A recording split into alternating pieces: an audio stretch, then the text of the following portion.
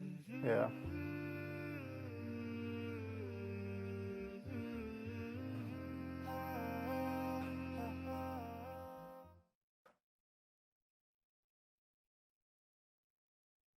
Assalamualaikum warahmatullahi wabarakatuh.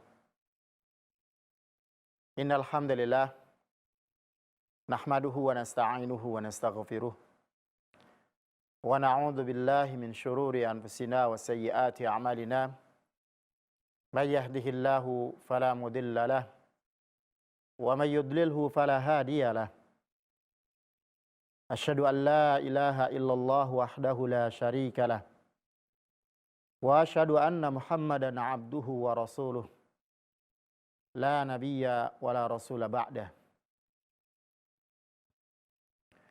Qala Allah Ta'ala, ya ayyuhalladzina amanu taqullaha haqqa tuqatih wa la tamutunna illa wa antum muslimun.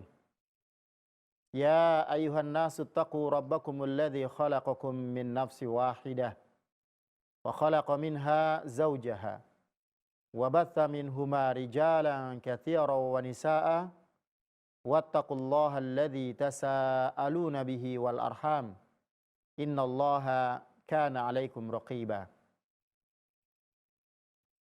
Ya ayyuhalladzina amanu taqullaha wa qulu qawlan sadida yuslih lakum a'malakum wa yaghfir lakum dhunubakum wa man yuti'allaha wa rasulahu faqad faza fawzan 'azima. Fa inna asdaqal hadithi kitabullah wa khairal hadyi hadyu Muhammadin sallallahu alaihi wasallama wa syarral umuri muhdatsatuha wa kullu muhdatsatin bid'ah wa kullu bid'atin dhalalah wa kullu dhalalatin finnar. Ma'asyiral muslimin rahimani wa rahimakumullah. Alhamdulillah, kita memuji Allah Subhanahu wa taala dan berusaha untuk mensyukuri nikmat Allah dalam setiap karunia yang Allah berikan, dalam setiap keadaan yang kita dapati. Kita mensyukuri nikmat Allah karena tidaklah Allah takdirkan bagi seorang mukmin melainkan itu adalah kebaikan bagi mukmin tersebut.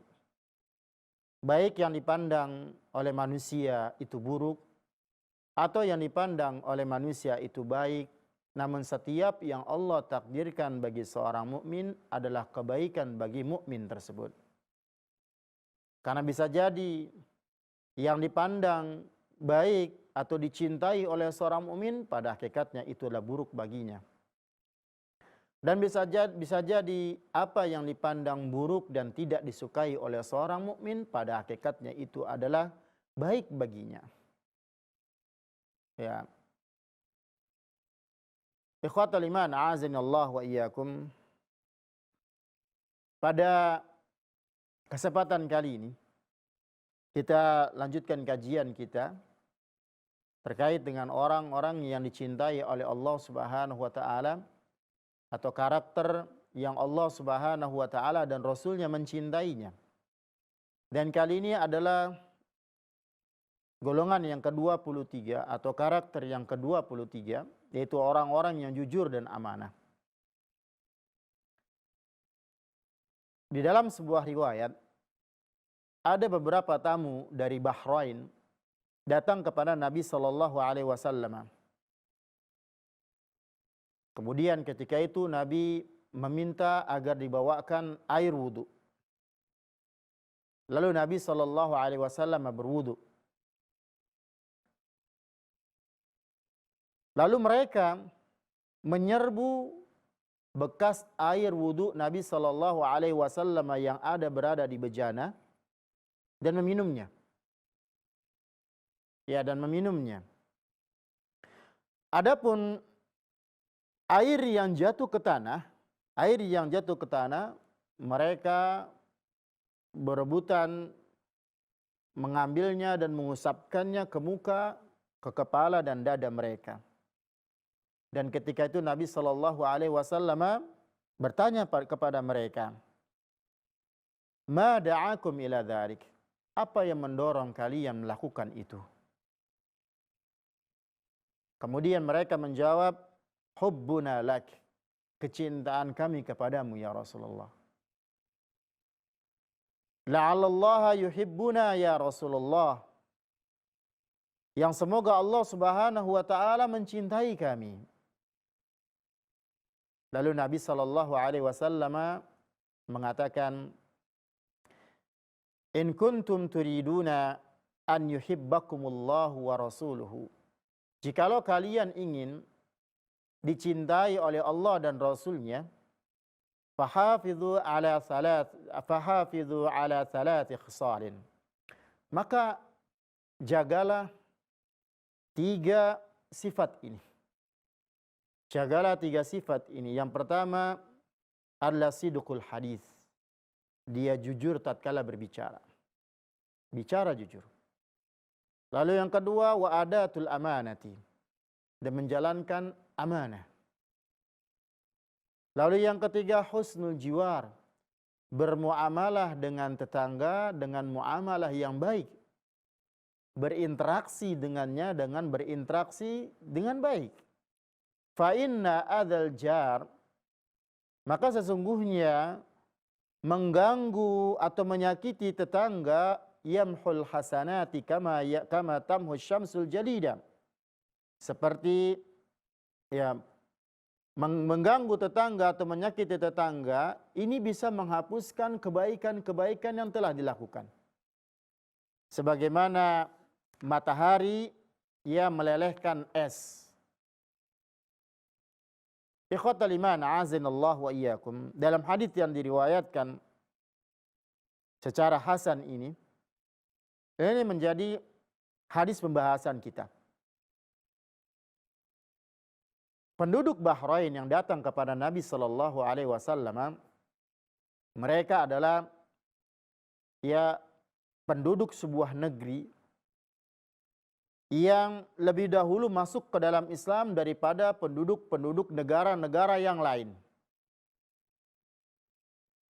Abdullah bin Abbas radhiyallahu anhuma menuturkan tentang mereka ya dengan mengatakan inna awwala jumu'atin jumi'at ba'da jumu'atin fi masjidi Rasulillah sallallahu alaihi wasallam fi masjidi Abdul Qaisi bijuwatha minal Bahraini.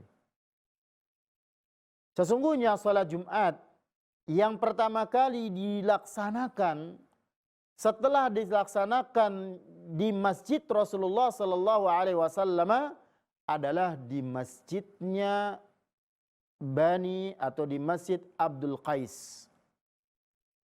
Yang ini terletak di Juwatha.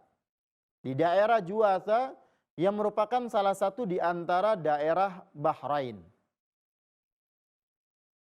Dan penduduk Bahrain sangat mencintai Nabi sallallahu alaihi wasallam. Dan bisa dilihat tatkala mereka setiap kali mereka mengutus sebuah utusan. Lalu utusannya tatkala menjumpai Nabi sallallahu alaihi wasallam, mereka akan mencium Nabi sallallahu alaihi wasallam, mencium tangannya, mencium kakinya. Sebagaimana hadis dari Anas tadi yang kita bacakan sebagai pembahasan kali ini. Dan sebelumnya pembahasan kita yang lalu telah kita juga sebutkan, yaitu di antara bagian dari utusan Bani Abdul Qais adalah Al-Munzir Al-Ashaj. Ya, didapati dalam riwayat tersebut sebagian mereka segera turun dari kendaraannya lalu menemui Nabi sallallahu alaihi wasallam dan mencium kakinya, mencium tangannya dan begitu seterusnya. Bahkan dalam hadis Anas kita sebutkan tadi bahwa Nabi sallallahu alaihi wasallam tatkala berwudu, sisa air wudu beliau tersebut mereka serbu. Mereka berebutan meminum dari air sisa wudu Nabi sallallahu alaihi wasallam. Dan ini merupakan kebiasaannya para sahabat.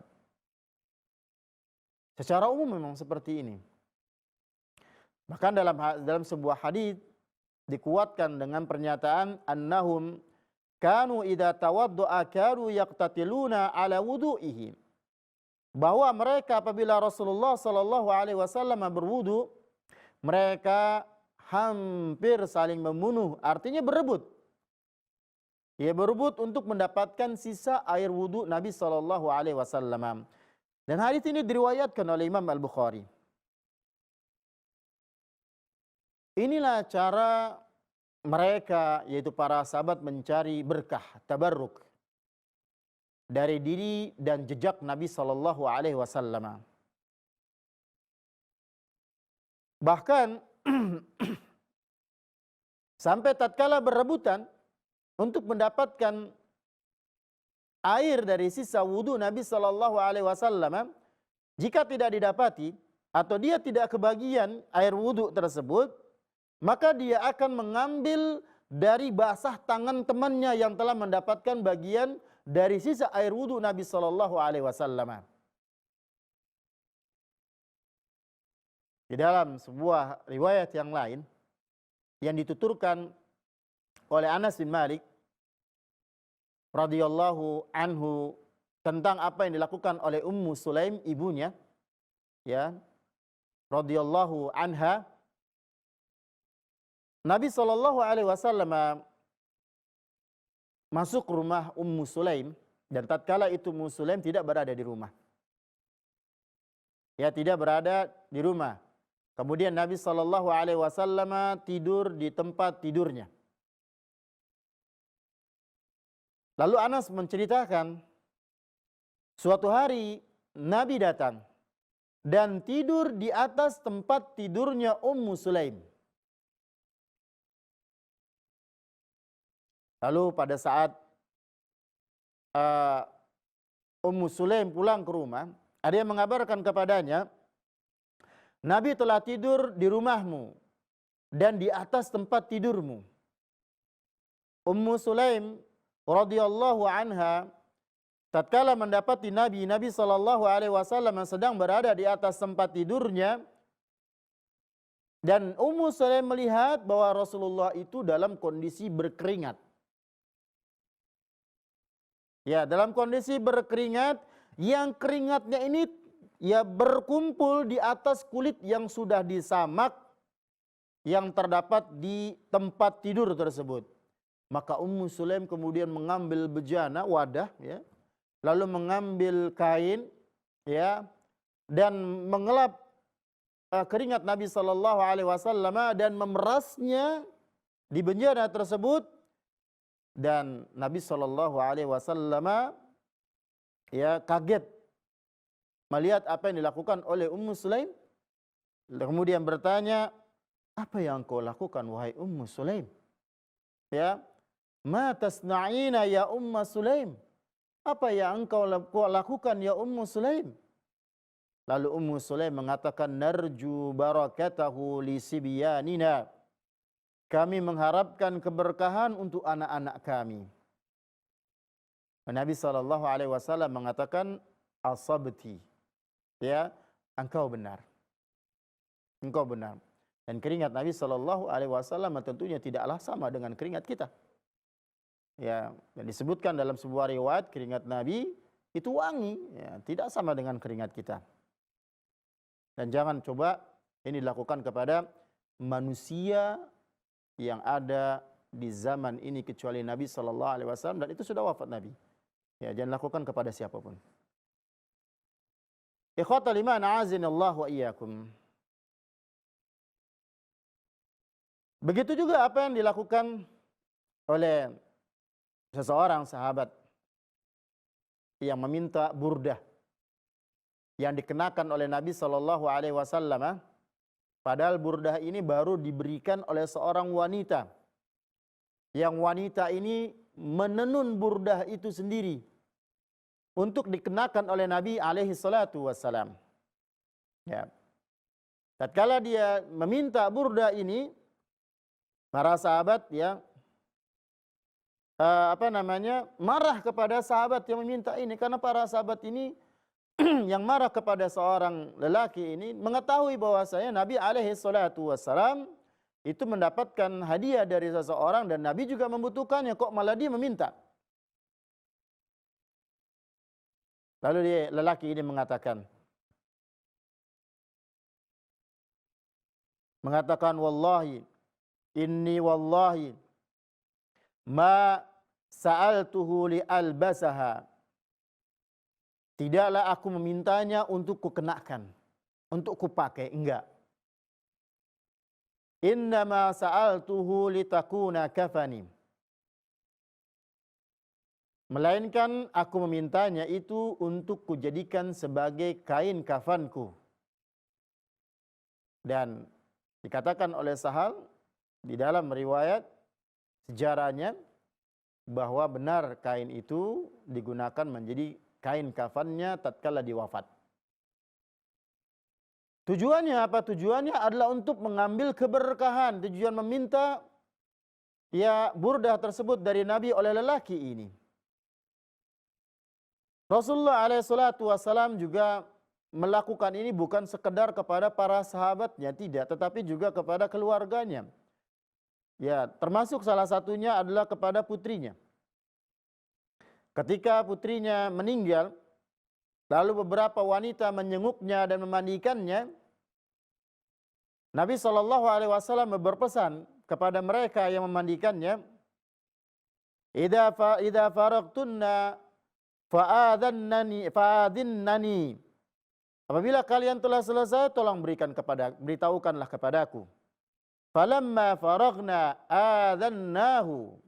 Tatkala kami sudah selesai, maka kami memberitahukan beliau. Fa'atana hiqwahu. Lalu Nabi SAW memberikan kain sarungnya kepada kami. Faqala ash'irnaha iyyahu ta'ni izarahu. Berikanlah kain ini kepadanya. Maksudnya kain sarung tersebut ya untuk dikenakan kepada putrinya. Kaum muslimin, tabarruk semacam ini hanya bermanfaat bagi orang yang beriman. Sedangkan orang yang tidak beriman sama sekali tidak ada faidah baginya. Dan tidak bisa menyelamatkan dirinya dari azab Allah Subhanahu wa taala. Riwayat yang menjelaskan tentang hal ini adalah salah satunya adalah riwayat tentang pada saat wafatnya Abdullah bin Ubay bin Salul yang kita kenal sebagai gembongnya orang-orang munafik. Tatkala Abdullah bin Ubay bin Salul meninggal, anaknya yaitu Abdullah bin Abdillah, dia datang kepada Rasulullah sallallahu alaihi wasallam meminta bajunya untuk mengkafani, untuk dijadikan kain kafan ayahnya. Maka kemudian Rasulullah memberikannya. Kemudian Abdullah bin Abdillah pun meminta Rasulullah alaihi salatu wasallam untuk mensolatkannya. Maka Rasulullah pun berdiri untuk mensolatkannya. Dan Umar bin Khattab radhiyallahu taala anhu tatkala itu berdiri sambil memegang baju Rasulullah alaihi salatu wasallam lalu berkata, "Ya Rasulullah, apakah engkau akan mensolatkan dia sedangkan Allah telah melarangmu untuk itu?" Maka Rasulullah alaihi salatu wasallam menjawab, "Allah memberikan pilihan kepadaku."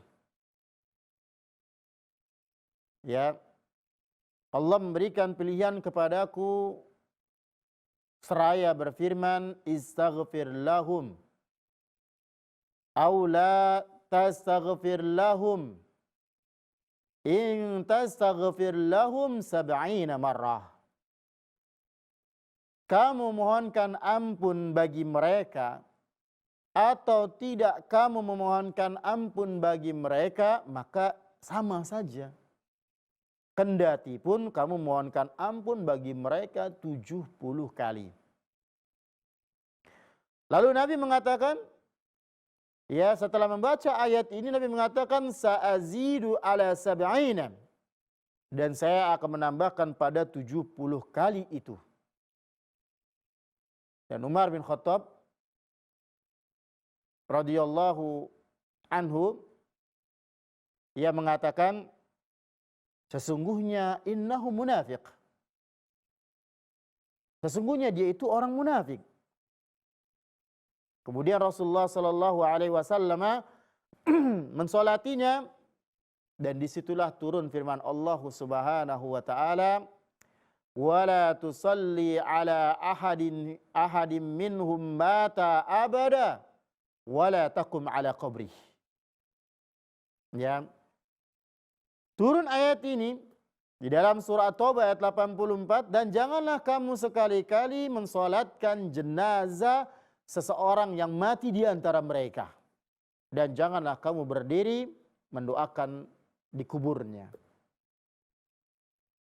Ini sebagai bukti, dalam hadis ini, riwayat ini sebagai bukti bahwa para sahabat pada zaman Nabi sallallahu alaihi wasallam bertabarruk dengan Rasulullah sallallahu alaihi wasallam dan jejaknya. Dan Rasulullah membiarkan. Rasulullah alaihi salatu wasallam membiarkan sebagaimana dalam riwayat-riwayat yang telah kita sebutkan tadi. Namun sekarang Rasulullah alaihi salatu wasallam sudah tiada. Dan kita tidak bisa lagi memastikan keberadaan jejaknya secara yakin dan tidak bisa mengambil berkah darinya, kecuali dengan mentaati dan mencintai Nabi sallallahu alaihi wasallam, berpegang teguh kepada sunnahnya sebagaimana yang telah Nabi sallallahu alaihi wasallam ajarkan dan yang diberikan oleh Nabi sallallahu alaihi wasallam pelajaran kepada para sahabat dan sampai kepada kita melalui hadis-hadis yang sahih. Adapun tabarruk dengan selain Rasulullah alaihi salatu wassalam, maka ini tidak dibolehkan. Seperti tabarruk terhadap orang-orang saleh. Ini tidak boleh. Karena tidak ada satupun dalil, riwayat yang menunjukkan akan bolehnya bertabarruk dengan orang-orang saleh dan jejak-jejak orang saleh. Melalui lisan Nabi tidak ada sama sekali. Di mana Nabi mengatakan boleh bertabarruk dengan orang-orang setelah peninggalanku atau orang-orang selain diriku. Tidak pernah didapati hadis seperti itu. Oleh karena itu, para sahabat tidak melakukan tabarruk dengan seorang pun setelah Rasulullah SAW. Sekalipun mereka sepakat terhadap sosok di antara sahabat yang mulia setelah Rasulullah SAW. Para ulama mengatakan manusia yang terbaik setelah Nabi sallallahu alaihi wasallam adalah Abu Bakar Siddiq, khalifah pertama. Namun tidak ada seorang pun di antara para sahabat yang bertabarruk kepada Abu Bakar Siddiq radhiyallahu anhu, baik tatkala wafatnya tatkala hidupnya pada zaman Nabi masih hidup, atau hidupnya pada zaman setelah Nabi wafat, atau setelah wafatnya Abu Bakar Siddiq radhiyallahu anhu, tidak didapatkan sebuah riwayat seorang sahabat pun bertabarruk dengannya.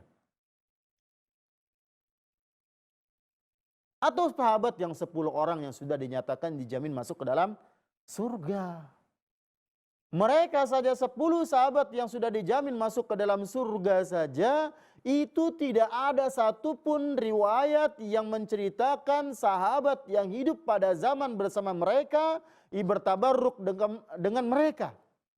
Apalagi kita yang hidup di zaman ini, yang nggak ada rekomendasi, nggak ada janji masuk ke dalam surga.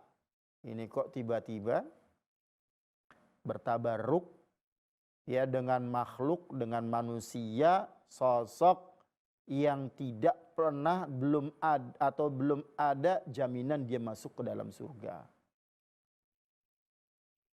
Ya, oleh karenanya seorang muslim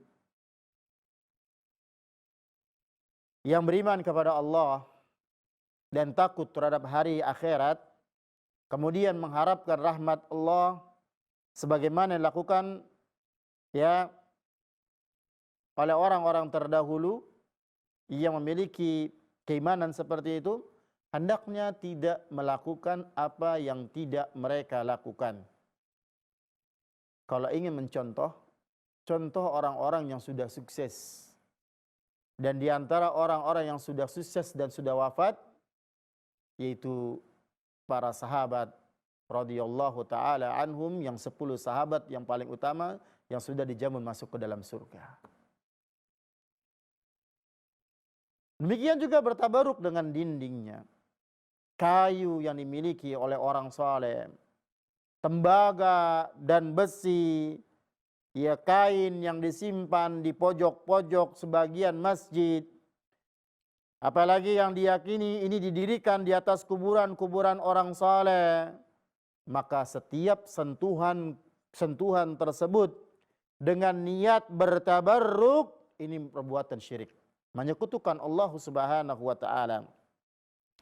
Bahkan tidak dibolehkan, ya, kita tidak dibolehkan bertabarruk dengan dinding kamarnya, rumahnya Aisyah radhiyallahu anha atau rumah Rasulullah alaihi salatu wasalam dengan pagar tembaga yang mengelilinginya. Ya, juga tidak boleh bertabarruk dengan bebatuan dan pepohonan yang diyakini oleh sebagian orang membawa berkah, keramat dan lain sebagainya. Dinding rumahnya Aisyah saja atau rumah Rasulullah alaihi salatu wasalam, kita aja tidak dibolehkan untuk bertabarruk dengannya. Sebabnya apa? Sebabnya manusia yang paling mengetahui tentang apa yang dipahami oleh Rasulullah alaihi salatu wasalam adalah para sahabatnya. Sedangkan para sahabatnya tidak pernah bertabarruk dengan dinding rumah tersebut, tidak pernah bertabarruk dengan sesuatu apapun yang dimiliki oleh Nabi setelah wafatnya Nabi alaihi salatu wassalam. Itu yang dipahami. Ketika Nabi sallallahu alaihi wasallam pergi ke Hunain, mereka melewati sebatang pohon milik orang-orang musyrik yang disebut dengan Zatul Anwat. Ya. Yang mereka menggantungkan senjata-senjata di atasnya. Maka para sahabat bertanya, "Ya Rasulullah, buatkan kami Zatu Anwat seperti halnya mereka punya Zatu Anwat." Maka Rasulullah SAW mengatakan, "Subhanallah, Maha suci Allah. Hadza kama qala qaum Musa." Ini sebagaimana yang dikatakan oleh kaumnya Nabi Musa alaihi salatu wassalam. "Ij'al lana ilahan kama lahum aliha." Hai Musa, buatkan kami sebuah Tuhan berhala sebagaimana mereka mempunyai beberapa Tuhan. Walladzi nafsi biyadihi la tarkabunna sunnata man kana qablakum. Kemudian Nabi SAW mengatakan, demi zat yang jiwaku berada di tangannya, jika demikian sungguh kalian hendak mengikuti jejak orang-orang sebelum kalian. Ini yang harus kita pahami di dalam hadis yang menjadi pembahasan kita, karena di awal disebutkan tentang ya mereka berebutan atau mereka mengambil sisa air wudhu Nabi alaihi salatu wasalam, bertabaruk dengannya hingga supaya tidak salah di dalam memahaminya, bahwa ini tidak bisa berlaku, ya tidak berlaku bagi setiap manusia hingga ditegakkannya akhir zaman. Ini berlaku khusus bagi Nabi alaihi salatu wasalam, dan Nabi adalah manusia yang Allah pilih untuk membawa risalahnya, ya, dan Nabi sallallahu alaihi wasallam adalah yang paling mengetahui tentang Allah dan apa yang Allah inginkan. Kemudian Nabi sallallahu alaihi wasallam bertanya kepada para sahabat yang mengambil sisa wudhu Nabi, apa yang mendorong kalian melakukan hal demikian? Mengapa kalian meminum sisa air wudhuku? Lalu mereka menjawab, kami melakukan ini karena kecintaan kami kepadamu ya Rasulullah, supaya Allah mencintai kami. Maka Rasulullah menasihati dengan nasihat agar mereka berpegang dengannya. Kalaulah kalian mencintai Allah dan Rasulnya, maka peganglah 3 perkara, 3 sifat ini. Ya, barang siapa yang menjaganya, pastinya dia akan mendapatkan kecintaan Allah dan Rasulnya. Yang pertama adalah berkata jujur. Ya, dan Allah Subhanahu wa taala memerintahkan di beberapa tempat di dalam Al-Qur'an agar seseorang berlaku jujur. Ya ayyuhalladzina amanu taqullaha wa kunu ma'as shadiqin. Hai orang-orang yang beriman, bertakwalah kepada Allah dan hendaklah kamu bersama orang-orang yang jujur. Walladzina jaa'a bis-sidqi wa saddaqa bihi ulaika humul muttaqun. Dan orang yang membawa kebenaran yaitu Muhammad dan orang yang membenarkannya, maka itulah orang-orang yang bertakwa. Karena karakter orang yang bertakwa adalah jujur. Allah menyanjung, Allah memuji orang-orang yang jujur. Wadhkur fil kitabi Ismail, innahu kana sadiqal wa'di wa kana rasulan nabiyya, wa kana ya'muru ahlahu bis salati waz zakati wa kana 'inda rabbih mardiyya. Dan ceritakanlah hai Muhammad kepada mereka kisahnya Ismail yang tersebut di dalam Al-Quran. Sesungguhnya dia adalah seseorang yang benar janjinya. Dan dia adalah Rasul dan Nabi. Dan ia menyuruh kaumnya untuk salat dan menunaikan zakat. Dan dia adalah seorang yang diridhoi di sisi Rabb-Nya. Dan sebaliknya Allah Subhanahu wa taala tidak menyukai seseorang yang bersifat yang berbohong. Dan Allah menjadikan kebohongan atau berlaku bohong ini termasuk di antara tanda-tanda kekafiran, di antara tanda-tanda kemunafikan. Innama yaftaril kadhiba alladzina la yu'minuna biayatillah. Sesungguhnya yang mengada-adakan kebohongan hanyalah orang-orang yang tidak beriman kepada ayat-ayat Allah. Wa ulaika humul kadzibun, dan mereka itu adalah orang-orang yang pendusta. Bedakan diri kita, ya sifat kita dengan sifat mereka. Sifat mereka pendusta. Kita harus memiliki sifat jujur.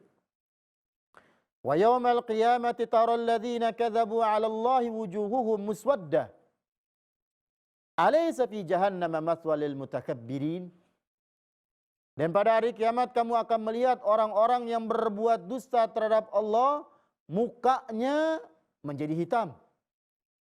Bukankah dalam neraka jahanam ada tempat bagi orang-orang yang menyombongkan diri? Ikhwan fiddin, a'azanillahu ayyakum, kebohongan dekat kepada kekafiran dan kemunafikan. Ayatul munafik salat. Tanda-tanda orang munafik itu ada 3. Idza haddatsa kadzab. Di antaranya adalah apabila berbicara dia berdusta. Jauhi kedustaan. Kedustaan ini akan mengantarkan seorang hamba kepada kejahatan. Sedangkan kejahatan, kemaksiatan akan mengantarkan seorang hamba kepada neraka. Sebagaimana Nabi mengatakan, inna sidqa yahdi ilal birri wa innal birra yahdi ilal jannah. Sesungguhnya jujur itu atau kejujuran itu menunjukkan pada kebaikan. Dan sesungguhnya kebaikan itu akan menunjukkan kepada surga. Wa innar rajula la yasduq hatta yakuna siddiqan. Sesungguhnya seorang laki-laki yang berbuat jujur hingga Allah menjadikan dia ditulis oleh Allah sebagai orang yang jujur. Wa innal kadhib yahdi ilal fujur. Dan sesungguhnya kedustaan akan mengantarkan kepada fujur. Ya, kejahatan, wa innal fujura yahdi ilan nar. Dan sesungguhnya kejahatan akan mengantarkan kepada neraka. Wa innar rajula la yakdzibu hatta yuktaba 'indallahi kadzaban. Dan sesungguhnya seseorang yang berdusta hingga dia akan menjadi ditulis oleh Allah sebagai seorang pendusta.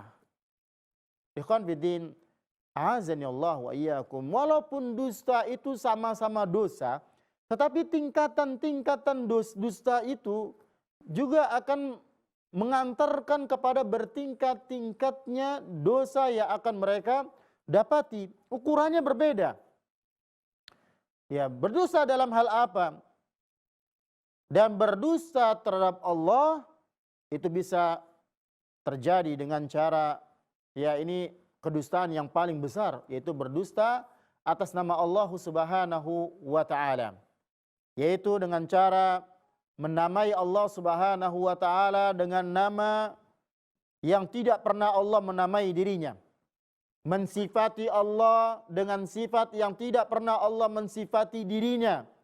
Baik melalui lisan Rasulnya yang berbentuk firman Allah Al-Quran ataupun hadits Nabi SAW yang sahih. Barang siapa yang melakukannya maka dia berdusta dengan kedustaan yang paling besar.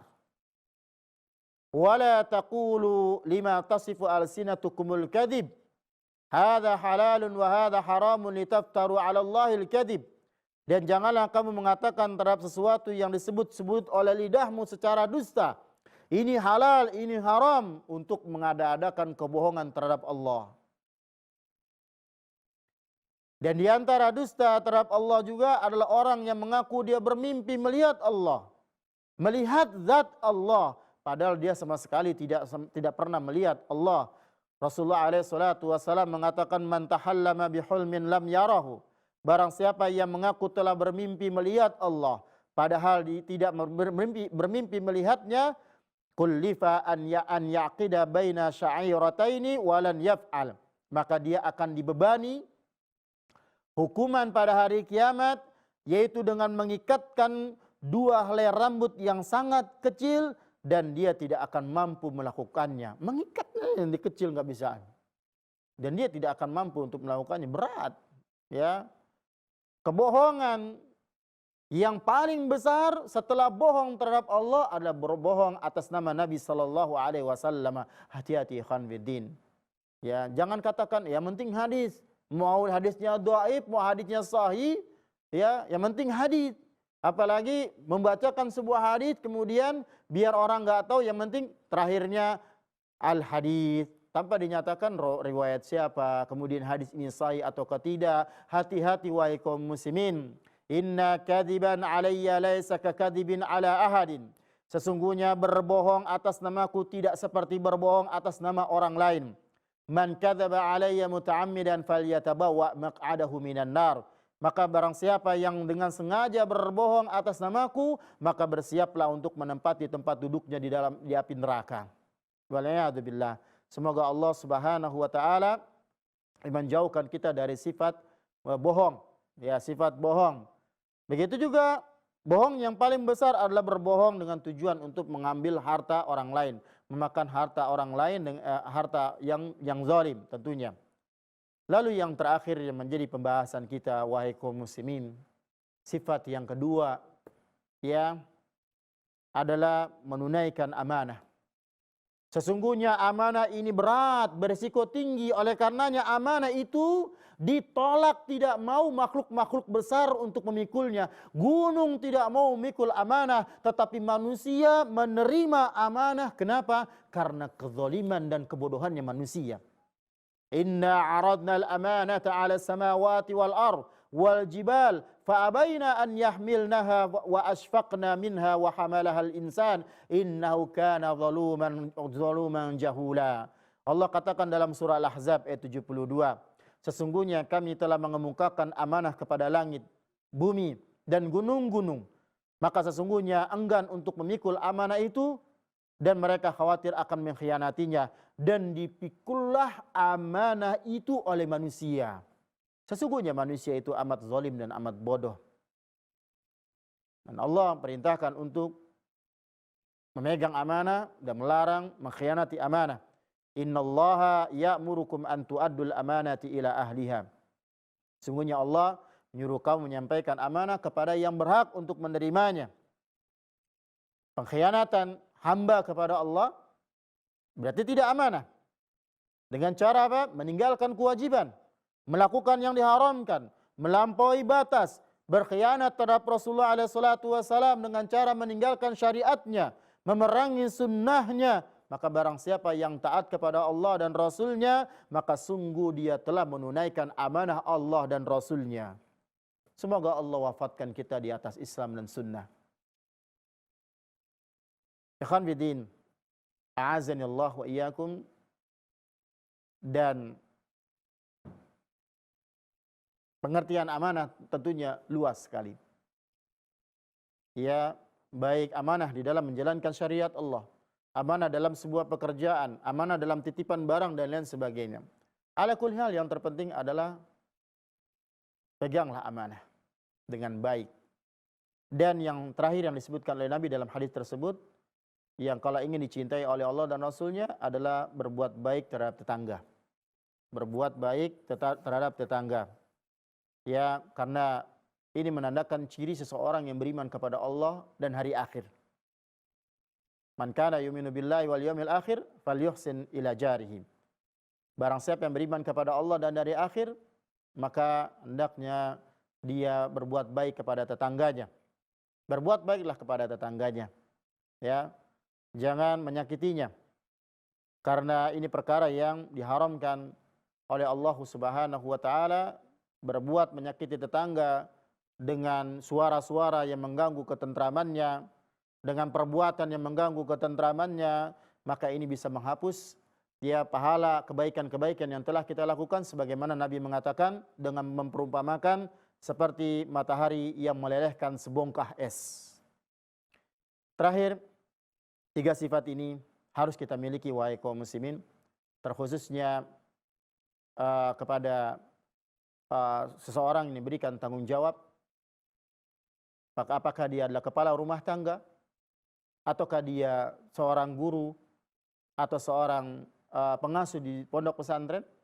Tanamkan kepada orang yang kita urusi dan kita didik agar mereka jujur, agar mereka amanah, ya, dan berikan mereka imbalan dengan kejujuran mereka. Berikan imbalan mereka dengan amanah yang mereka pegang. Tatkala seorang santri umpamanya dalam sebuah pesantren melakukan sebuah kesalahan, dan kita dapati penyesalan ada pada dirinya, dan dia mengatakan dengan perkataan yang jujur, maka berikan imbalan dari kejujurannya.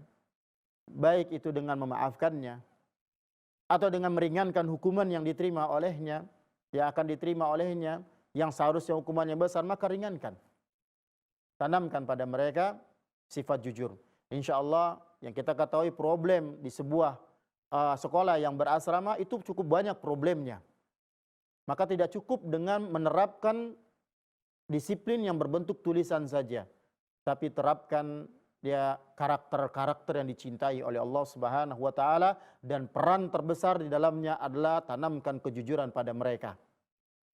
Susah kasus, begitu banyak kasus yang harus kita pecahkan di dalam sekolah yang berasrama. Namun tatkala mereka memiliki sifat-sifat jujur, dan kita tahu manusia tidak mungkin selamat akan berbuat kesalahan.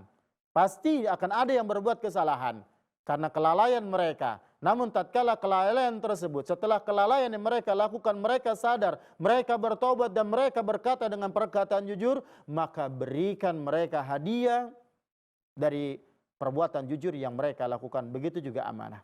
Semoga ini bermanfaat apa yang dapat kita sampaikan pada kesempatan kali ini. Semoga Allah senantiasa memberikan taufik dan hidayah kepada kita semua, sehingga kita memahami agama dengan benar dan bersifat dengan sifat yang dicintai oleh Allah Subhanahu wa taala. Demikian kita akhiri dengan subhanaka Allahumma bihamdika asyhadu an la ilaha illa anta astaghfiruka wa atubu ilaik. Wassalamualaikum warahmatullahi wabarakatuh.